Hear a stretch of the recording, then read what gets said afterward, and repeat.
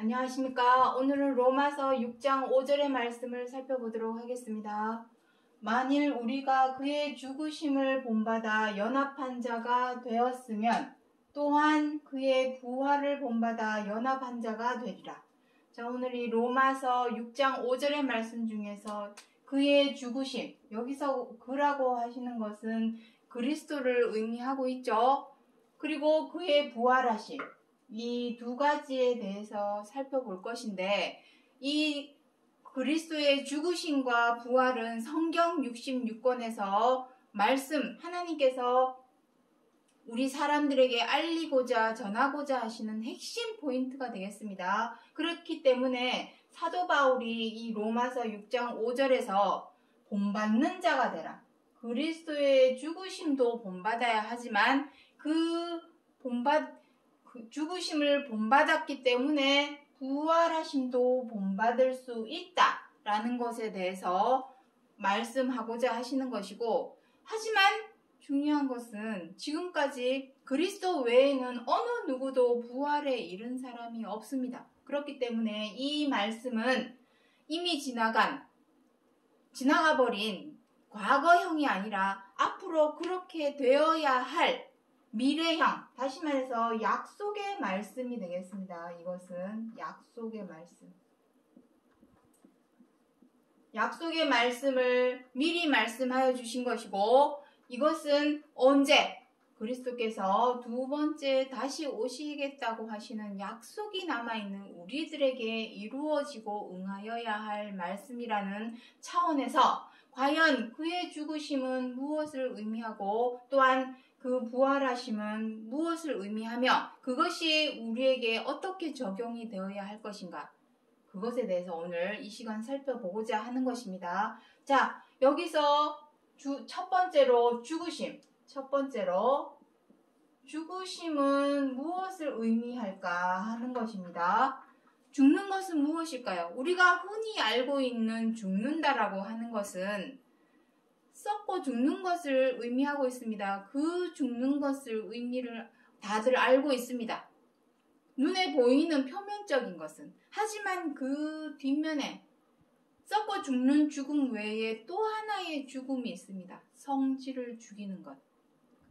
아주 단도직입적으로 말을 하자면은 여기서 말씀하시는 죽으심은 성질을 죽이는 것입니다.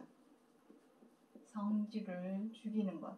여기서 성질이라고 하는 것은 사람의 죄와 악이 되겠죠. 죄와 악을 죽이는 것을 의미합니다. 그렇다면 죄와 악을 어떻게 죽이느냐? 사람은 다 누구나 죄를 범하기도 하고 악을 행하기도 합니다. 아무리 선하고 착한 사람이라 할지라도, 의인이라고 할지라도 다들 죄를 범하고 악을 행합니다. 이 세상에 미워하지 않는 사람이 누가 있습니까? 그리고 이 세상에 누가 사나운 맹수처럼 물고 뜯고 싸우는 그러한 악을 행하지 않는 사람이 누가 있습니까? 그것을 죽여라. 그것을 죽이는 것을 본받으라. 여기서 본받으라 해놓으셨죠. 여기서 본받으라 하시는 것은 앞서서 그리스도께서 이것을 몸소 실천하여 본보기를 보여주었다라는 것을 의미합니다. 그리스도께서 이와 같은 것을 우리에게 본보기를 보여주신 이유는 이것 때문입니다. 연합한 자가 되라. 하나가 되라는 것입니다. 그리스도의 죽음을 본받아서 하나가 되라. 그 말은 그와 같이 행하라는 것이죠. 지켜 행해라. 본받아라. 그리고 그의 부활을 본받아 연합한 자가 되라. 하나가 되라. 죽으심만, 성질만 죽여서 하나가 되는 것이 아니라 그로 인해서 다시 사는 부활에도 하나가 된다. 자, 이렇게 그리스도와 하나가 되어야 하는 이유가 있습니다. 자, 여기 나옵니다. 에베소서 2장 20절부터 22절에 그리스도께서 친히 모퉁이 돌이 되셨느니 하나님의 거하실 초소가 되기 위하여 그 안에서 함께 지어져 가느니라. 성경 66권 안에는 구약 성경, 신약 성경 할 것 없이 성경 66권에는 그리스도를 돌에다 비유한 내용이 엄청 많이 나옵니다. 이사야 28장에서는 시험한 산돌이여 기초돌이다. 귀하고 견고한 기초돌이다. 여기에서는 모퉁이돌이다. 또 에베소서에서는 기초돌이다. 계시록에서는 흰돌이다, 산돌이다. 돌에 대해서 돌이라 표현을 많이 해놓고 있습니다. 그 이유는 무엇입니까? 모퉁이돌은 무엇을 의미합니까? 기초돌입니다. 기초돌. 모퉁이돌은 기초돌. 기초돌은 어떤 돌입니까? 건물을 지을 때에 기초돌을 하나 세우죠. 이 건물의 이력과 내력을 써놓는 그 기초돌. 기본이 되는 돌을 모든 건물에는 다 이 기초돌이 있습니다. 그러한 모퉁이돌을 의미합니다. 그렇다면 그리스도를 왜 돌에다 비유를 하셨느냐? 하나님의 거하실 처소. 성전이죠. 성전.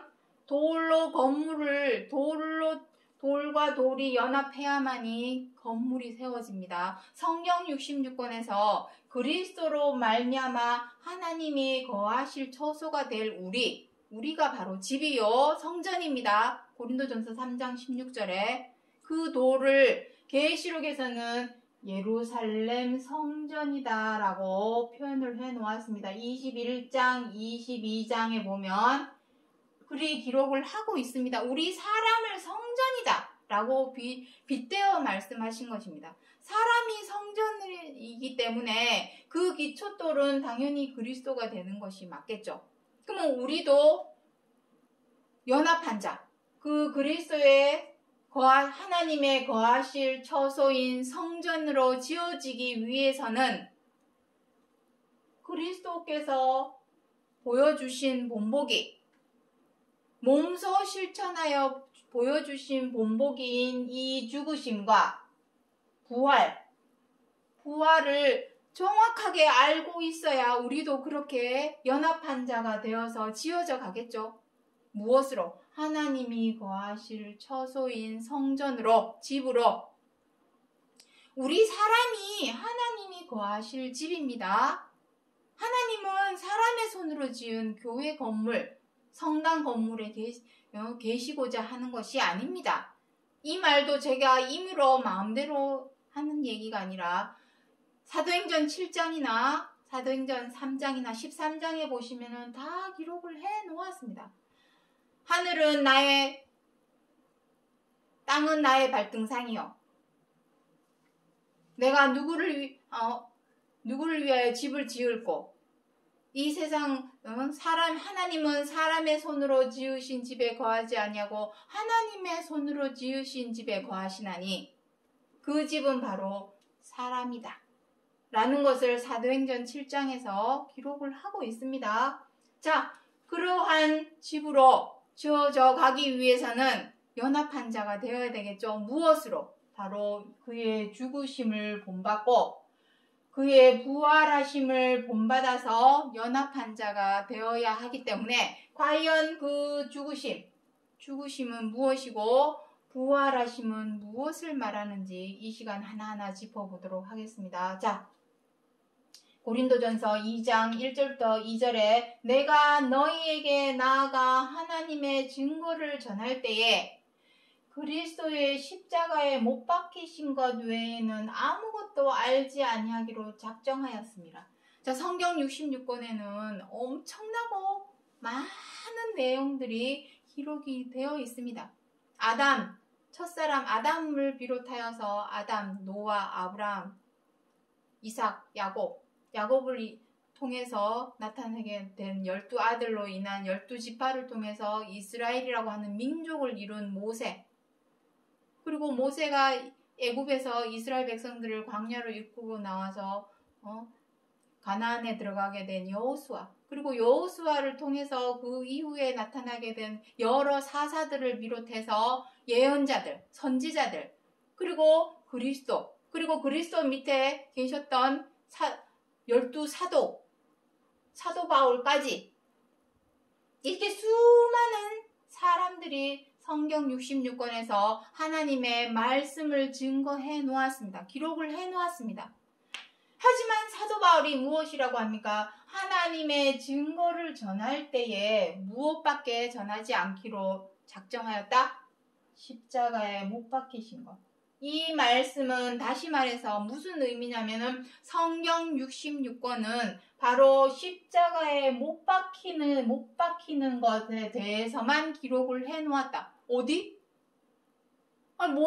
모세 때 출애굽기 내용 안에 어디 십자가에 못 박히는 내용이 기록이 되어 있어? 사무엘이 어디 십자가에 못 박히는 글이 기록이 되어 있어? 열왕기상하, 역대상하 아무리 들여다봐도 십자가에 못 박히는 내용 난 본 적이 없어. 맞습니다. 기록해 놓지 않았습니다. 왜냐? 표면으로만 보기 때문에. 성경 66권은 지난 시간에도 말씀드렸지만 두 가지가 겹쳐져 있습니다. 우리 사람의 육안으로 보는 표면적인 내용과 그 뒷면의 속뜻.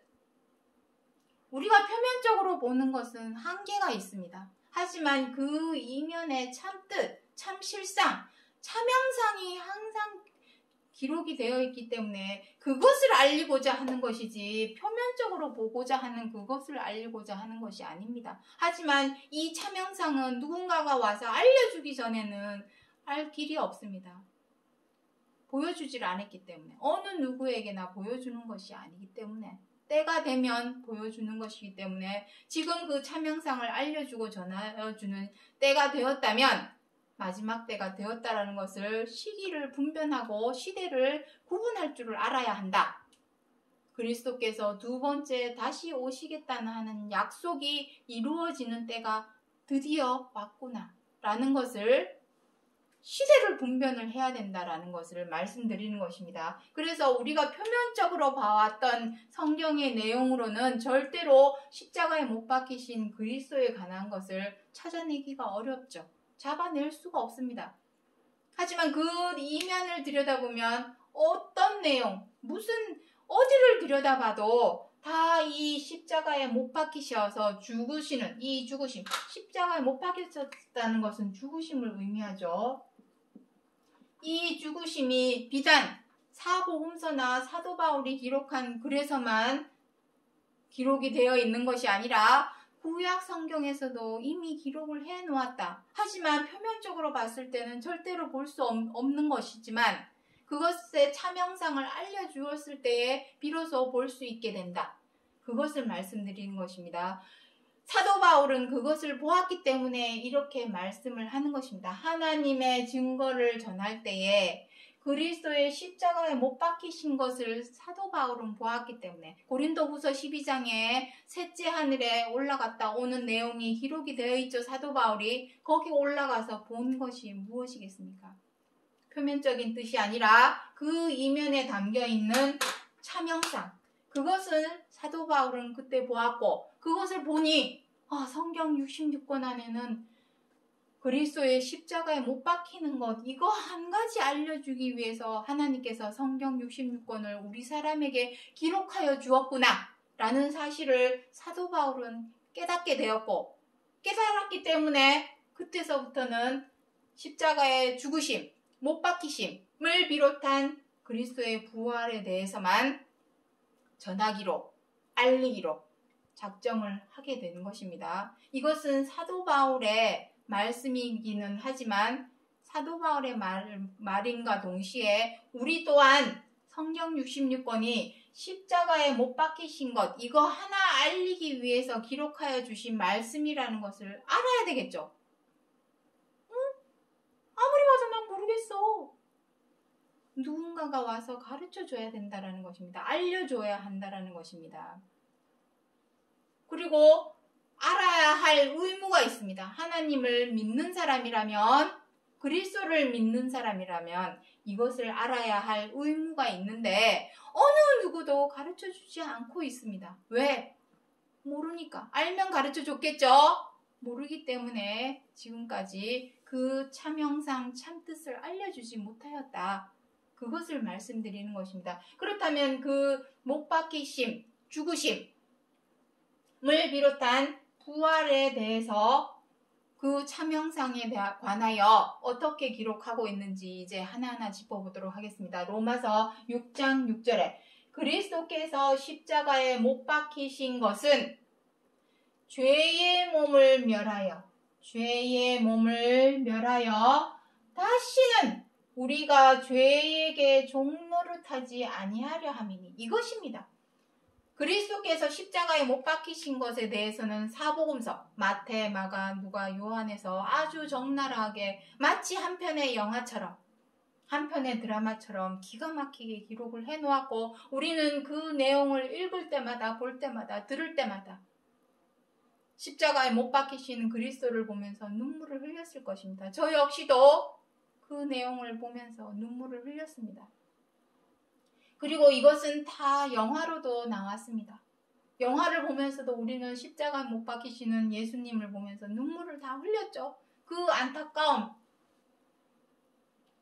안타까움에 매료되어서, 사로잡혀서 정작 십자가에 못 박히심의 참형상을 들여다보지 못했습니다. 지금까지 우리 모두는 진짜 하나님께서, 그리스도께서 십자가에 못 박히심에 관한 내용을 성경 66권에 기록하신 이유는 그것을 보고 눈물을 흘리면서 내가 앞으로는 정말 예수님만 믿겠습니다, 그거 하나 깨닫게 해주시려고 사복음서에 기록해 주신 것이 아니라는 것입니다. 그 속에는 참형상, 어떤 참형상? 죽으심. 뭘 죽이느냐? 바로 이거죠. 죄의 몸을 멸하여. 이것을 죽이는 것을 십자가에 못 박히는 것으로 빗대어서 표현하여 기록하여 주신 것입니다. 그런데 우리는 우리 예수님이 십자가에 못 박혀 돌아가셨어, 그 슬픈 안타까운 그 내용 하나에 사로잡혀서 정작 죄의 몸을, 그것을 통하여 우리의 죄의 몸을 멸해야 되는구나, 죽여야 되는구나, 그것을 알리고자 하는 것이 진짜 하나님의 참뜻인데 그것은 보지 못하고 예수님이 죽으셨어, 십자가 못 박히셨어, 다 교회 가면 십자가 걸어놓고 못 박혀있는 예수님 형상, 그림 그려놓고 그것만 바라보고 용서하여 주옵소서 기도만 하고 있으면 내 죄가 용서가 될까요? 실질적이고 현실적이고 본질적인 행동이 필요합니다. 내가 죄를 지었으면 다시는 죄를 짓지 말아야죠. 용서를 구한다면 잘못했습니다 하고 또 가서 똑같은 잘못을 저지른다면 그 잘못을 용서해 줄 수 있나요? 사람이라 할지라도 내 자식이 어떤 잘못을 저질렀는데 엄마 잘못했어요, 용서해 주세요 해놓고 또 같은 잘못을 저지른다면 그것이 용서가 됩니까? 아닙니다. 정말 용서를 바란다면, 잘못을 뉘우친다면 그와 같은 죄를 두 번 다시 행하지 말아야죠. 그것이 바로 죄사함이요 용서입니다. 그 용서는 바로 이것입니다. 죄의 몸을 멸하는 것, 그것입니다. 어떻게 죄의 몸을 멸하느냐? 그것이 중요하겠죠. 바로 이것입니다. 죄에게 종노릇하지 않는 것. 우리는 지금까지 미우면 미워하고, 뜻대로 안 되면 분나고, 마음에 안 들면 비방하고, 못마땅하면 서로 물고 뜯고, 사나운 맹수처럼 서로 물고 뜯고 싸웁니다. 그것이 바로 죄에게 종노릇하는 것입니다. 죄에게 져서, 죄에게 얽매이고 져서 종노릇을 해왔습니다. 흡사 이 내용은 무엇과 똑같습니까? 모세의 때에 이스라엘 백성들이 애굽에 430년간 종노릇하였던 그 내용과 흡사합니다. 하나님께서 모세의 때에 이스라엘 백성들이 430년간 애굽에 종노릇한 것을 왜 성경 66권에 기록을 해놓았을까요? 그 역사적인 사건을 지식적으로 알려주려고 기록을 해놓았을까요? 아닙니다. 우리 사람이 마치 애굽에 종노릇하듯 죄에게 종노릇하고 있는 우리의 모습을 거울처럼 들여다보게 하시려고, 보게 하시려고 애굽의 종노릇하였던 것을 역사적인 사건, 사실을 기록하여 주신 것입니다. 그렇게 보면 우리가 430년만 과연 죄에게 종노릇을 했을까요? 평생. 우리가 그러하였고, 우리의 부모가 그러하였고, 우리의 부모의 부모가 그러하였고, 우리 그 부모의 부모가 그러하여서 대대손손 유전처럼 죄에게 종노릇하며 살아왔습니다. 그래서 우리의 유전 인자에는 죄의 근성이 박혀 있습니다. 하지 말아야 되는데 본능적으로 미우면 미워하게 됩니다. 본능적으로 뜻대로 안 되면은 욱해서 분노를 일으킵니다. 죄의 근성이 몸에 박혀 있기 때문에 마음에 안 들면 사나운 맹수가 돼서 물고 뜯고 싸웁니다. 그 죄의 근성이 몸에 박혀 있기 때문에, 유전인자처럼 박혀 있기 때문에, 유전되어 왔기 때문에 대대손손 그 유전인자가 어디 가겠습니까? 그 악의 고리, 죄의 고리를 끊는 것을 끊어내기 위해서는 누군가의 희생이 필요합니다. 그 희생을 2000년 전 그리스도께서 본보기로 보여주셨습니다. 본보기로 보여주신 이유는 무엇입니까? 너희도 그와 같이 해라. 그러지 않으면 절대로 이 죄의 근성 끊어내지 못합니다. 누군가는 해야 되지 않겠습니까? 그 누군가가 바로 우리라는 것입니다. 이 죄의 근성을 누군가가 끊어냈을 때에 비로소 부활, 다시 사는 부활, 생명입니다. 이것이 바로 하나님께서 우리 사람에게 주고자 하는 진정한 생명입니다. 지금 우리가 썩고 죽는 생명은 생명이 아닙니다. 너희가 살았다 하는 이름은 가졌으나 실상은 죽은 자로다. 계시록 3장 1절에. 우리가 지금 살아서 걸어 다니고 회사도 다니고 학교도 다니고 놀러도 다니고 하고 싶은 것도 하고 먹고 마시고 잠도 자고 합니다. 생명이죠. 분명히 살아 움직이니까 생명입니다. 하지만 언젠가는 죽습니다. 그 생명은 생명이라 말할 수 있는 것이 아니라 시한부 생명입니다. 언젠가는 죽을 날을 받아놓은 시한부 생명. 그것은 생명이 아닙니다. 하루살이를 보고 누가 생명이라 말을 합니까? 아유, 저 하루살이. 하루 이틀만 살면은 죽을 거, 뻔한 거. 파리 목숨, 개 죽음. 그게 다 무슨 의미입니까? 얼마 살지 못하고 죽을 목숨. 우리 사람도 100세도 못 갑니다. 각종 질병에, 뜻하지 않은 사고에, 자연재해에 100세도 못 채우고 다들 죽습니다. 파리 목숨입니다. 개죽음을 당합니다. 그것을 어찌 생명이라 말할 수 있겠습니까? 성경 66권에서 말씀하시는 생명은 썩지 않고, 성경 66권에서 말씀하시는 생명은 바로 부활입니다. 지금의 생명으로는 절대로 생명이라 말할 수 없습니다. 하루살이입니다. 하루살이. 수에 칠 가치가 없는 생명이다. 이 말입니다. 죽은 자. 살았다 하는 이름은 가졌으나 실상은 죽은 자로다. 그 의미입니다. 성경 66권에서 말씀하시는 생명이라고 하는 것은 바로 썩지 않고 죽지 않는 생명을 바로 생명이라 하는 것입니다. 그 생명을 본받게 되어야 한다. 본받아야 한다. 그것을 말씀하는 것입니다. 그의 부활에 연합한 자가 되기 위해서는 반드시 그 앞에 죽어야 합니다. 무엇에 대하여? 죄에 대하여. 자, 그래서 여기서 무엇이랍니까? 자, 로마서 6장 10절로 11절에 그의 죽으심은 죄에 대하여 단번에 죽으심이요. 이것입니다. 죄에 대하여 죽어야 된다는 것입니다. 사복음서에서 그리스도께서 그리 피를 철철철 흘려가면서 손과 발에 못이 박혀서 돌아가신 그 십자가의 죽으심은 그거는 우리가 표면적으로 봐왔던 내용입니다. 진짜 참 형상은 죄에 대하여 단번에 죽는 그 죽으심, 그것이 바로 십자가의 죽으심입니다. 진짜 참 형상은. 하지만 우리가 지금까지 그 진짜 참 형상을 볼 수 없었던 이유는 예수님이 십자가에 못 박혀서 죽으셨어. 그 슬픔과 안타까움에 매료되어서 사실은 그 이면에, 그 뒷면에 숨어있던 참 형상을 바라보지 못했던 것입니다.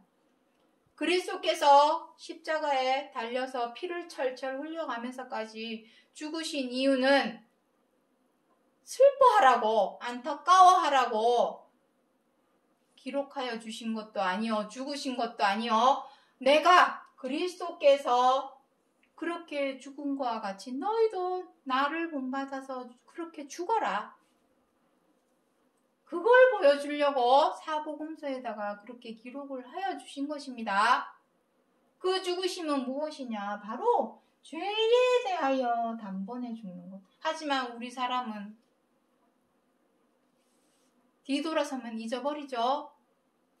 하지 말아야지. 미워하지 말아야지. 해놓고 뒤돌아서면 또 잊어버립니다. 아이고, 내가 또 왜 그랬을까? 수도 없이 훈련과 연습이 필요합니다. 단번에 죽으라 했지만 단번에 죽는 것이 어렵습니다. 왜냐하면 죄의 근성에 몸이 박혀있기 때문에 단번에 죽기 어렵기 때문에 그래서 어떻게 하라는 것입니까? 절제하고 제어하고 다스려라.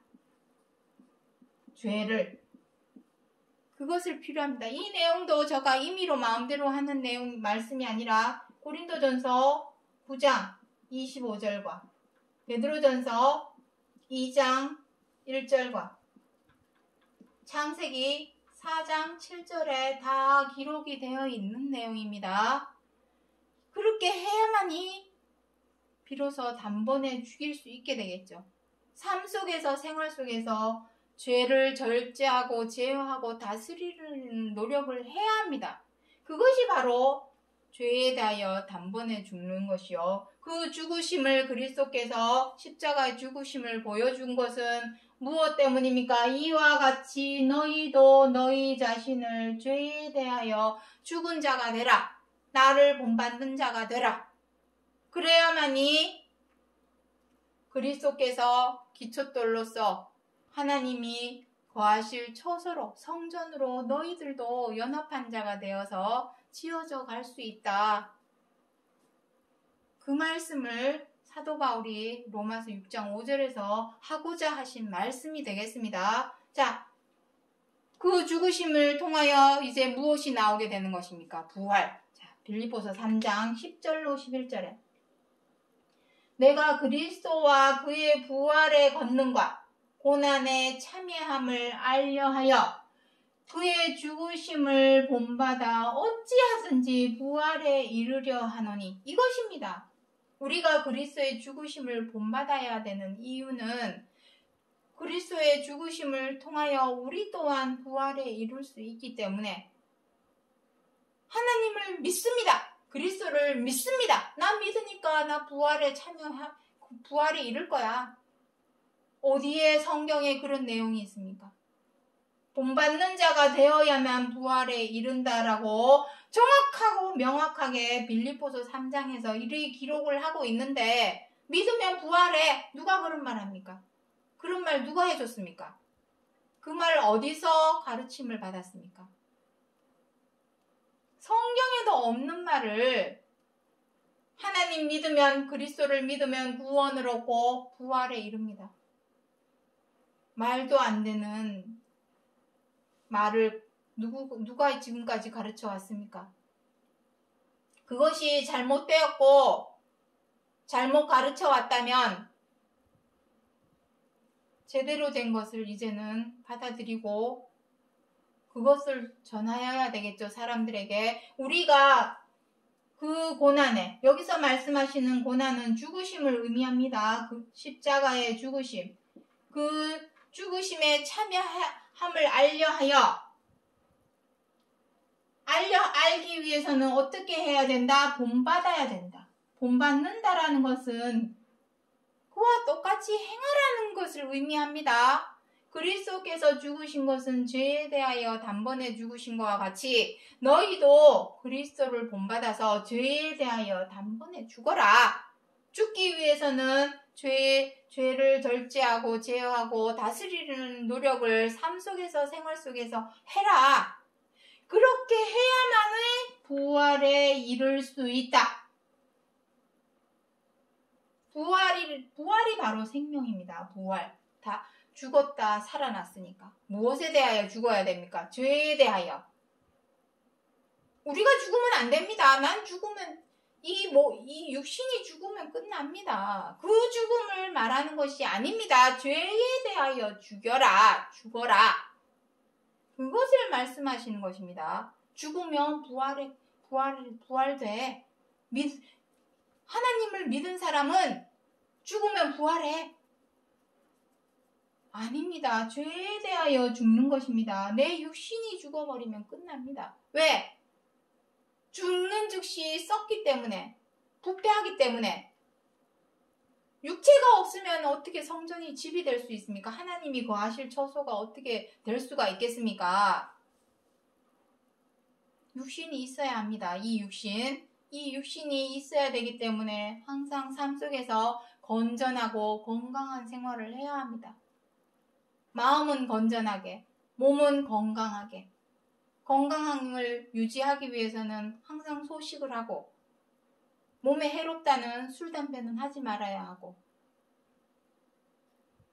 가왕이라고 하는 조용필 선생님이나 이선희 씨나 노래 잘하시는 분들은 다 무엇을 합니까? 목 관리합니다.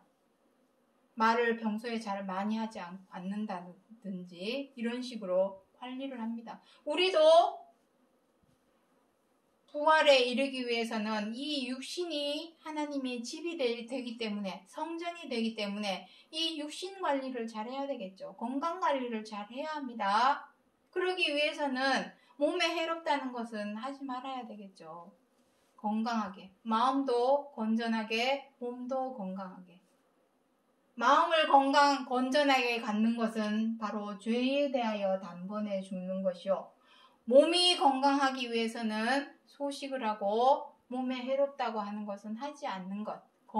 운동 열심히 하고 운동도 해야 합니다. 운동보다도 더 중요한 것은 소식이 되겠죠. 아무리 많이 의학 논문에 보면은 많이 먹고 운동하는 것보다는 많이 소식을 하고 운동 덜 하는 것이 오히려 건강에 더 많은 도움을 준다라고도 되어 있습니다. 물론 두 가지가 다 병행하면 좋겠지만 잘 먹고 운동도 열심히 하고 그렇게 할 수 있으면 좋겠지만 시간이나 생활 여력이 여의치 못해서 운동을 많이 못한다면 소식을 하는 것이 사실은 가장 건강을 유지하는 데는 좋은 방법이 되겠습니다. 자, 부활에 이르기 위해서는 반드시 죽어야 한다.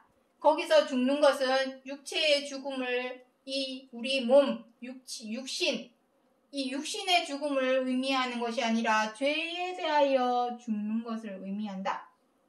그것을 꼭 기억해 주시기 바랍니다. 자, 마지막으로 고린도전서 15장 45절에 첫사람 아담은 산 영이 되었다 함과 같이, 여기는 깁니다. 마지막 아담은 살려주는 영이 되었나니. 자, 이게 무슨 의미입니까?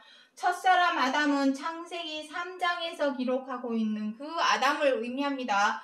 그 아담더러 무엇이랍니까? 산 영이 되었다. 여기서 산 영이 되었다라는 의미는 무슨 뜻입니까? 과거형. 살았었대. 옛날 그 창세기 등장하는 아담이 살았었대. 지금은 없습니다. 흔적조차. 이름은 남아있지만 그 사람의 흔적조차 없습니다. 육체도 없고. 살았었대. 과거형입니다. 과거형.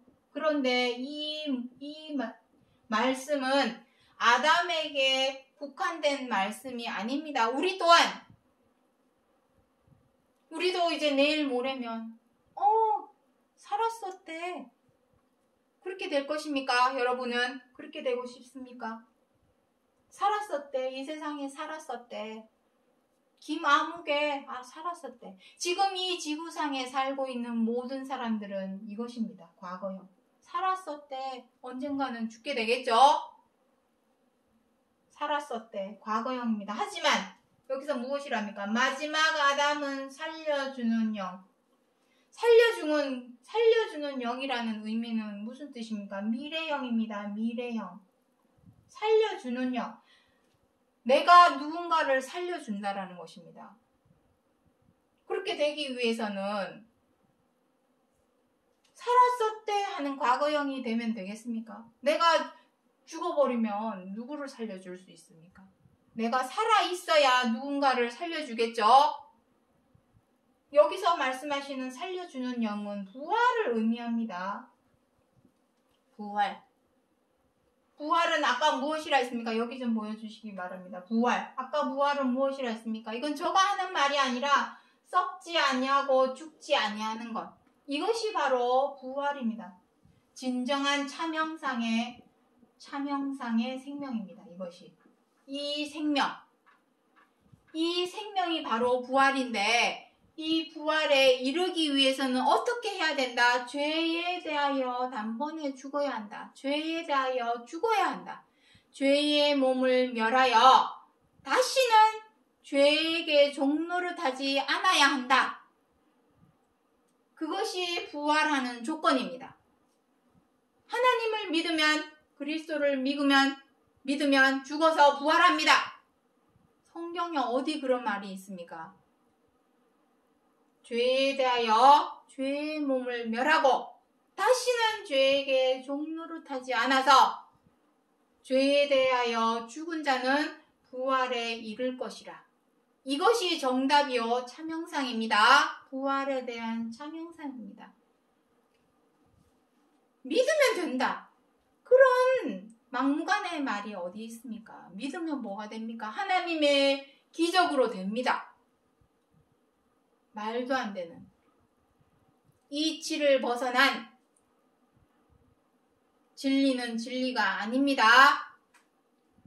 무조건 믿으면 된다. 기적이 된다.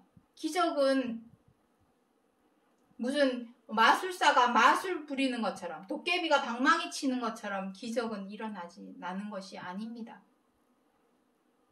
진짜 기적은 무엇입니까? 사람이 죄로 악으로 행하던 사람이 변하여 바뀌어서 의로 선으로 온전히 의로 선으로 행할 수 있는 것이 진짜 기적 아닙니까? 그렇게 되기 위해서는 반드시 죄에 대하여 죽어야 되고 그래야만 부활에 이르게 되는 것이고 그 부활이 바로 나만 생명을 얻는 것이 아니라 나를 통하여 다른 사람까지도 살려줄 수 있는 살려주는 영이 된다. 그것을 여기서 알리고자 하는 것입니다. 그 생명에 대해서 여기 나오죠. 53절에 이 썩을 것이 불갑을 썩지 아니할 것을 입겠고 이 죽을 것이 쑥지 아니함을 입으리로다. 마치 옷을 입는 것처럼 기록을 해놓았죠.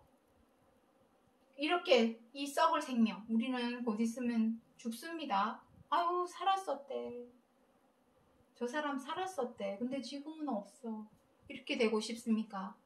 아니면 나로 말미암아 다른 사람을 살려줄 수 있는 미래형의